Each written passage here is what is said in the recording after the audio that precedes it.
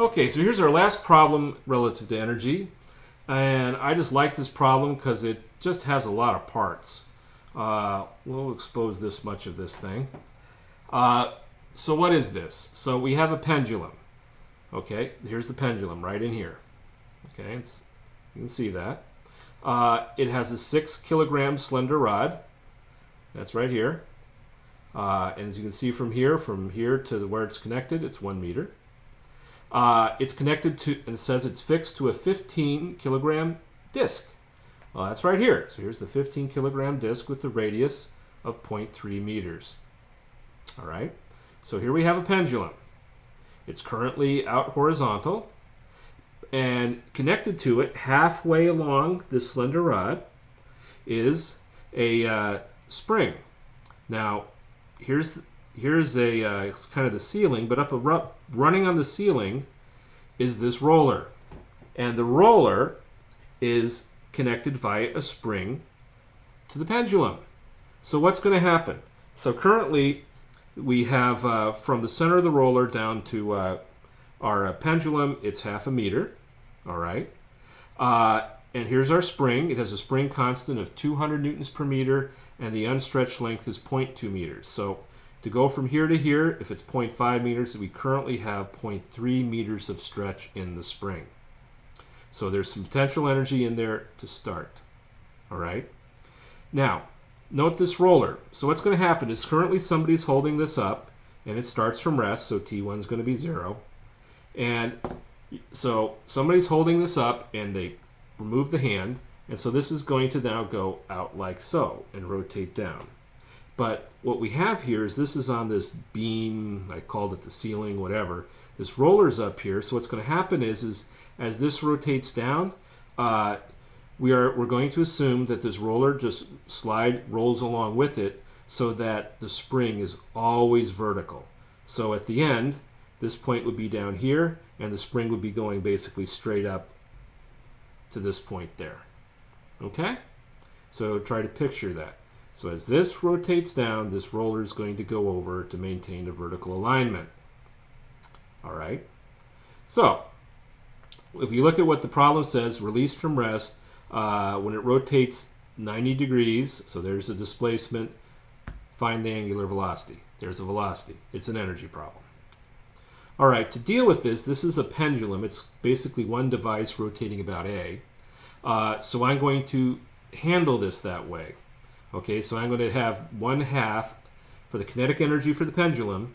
It'll be 1/2 mass moment of inertia at A times omega squared. Initial kinetic energy will be 0 because it starts from rest, and then we'll look at the omega when it's down here. I need to come up with the mass moment of inertia at A. That's what's here.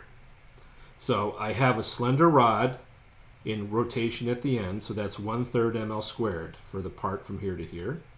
And you see that there. I label it rod. What about the disk? Okay, so what we need to do is get the mass moment of inertia at its center, and then use the parallel axis theorem to move it back out to A. All right. So it's a disk. Relative to its center of mass right here, the mass moment of inertia is 1/2 times mr squared. We see that right here, 15 kilograms, r 0.3. Then we need to move it from the center, from here, back to A. That's from here to there is 1.3 meters. So that's plus mass times r, 1.3 squared, or times distance, we're moving it, 1.3 meters squared. So that then gives us everything out at A. So here we are. The mass moment of inertia of the pendulum at A is 28.025 kilograms per meters, kilograms times meter squared. So this is for this problem, going through this very useful exercise. That's really the main reason I did the problem. So from here, it's really straightforward energy. T1 is 0. Relative to V1, I'm going to use this relative to gravity. I'll let this point here be my 0 reference. So I'll have potential energy for the pendulum in this position will be 0. As it drops, it'll become negative, obviously. But there is potential energy because remember we had 0.3 meters of stretch up here. All right, so V1 is 1/2, 200 the spring constant, 0.3 squared, 0.3 the stretch, multiplied out, you get 9. So relative to this problem, 9 equals T2 plus V2. Now once again, we kind of have a complex thing happening here.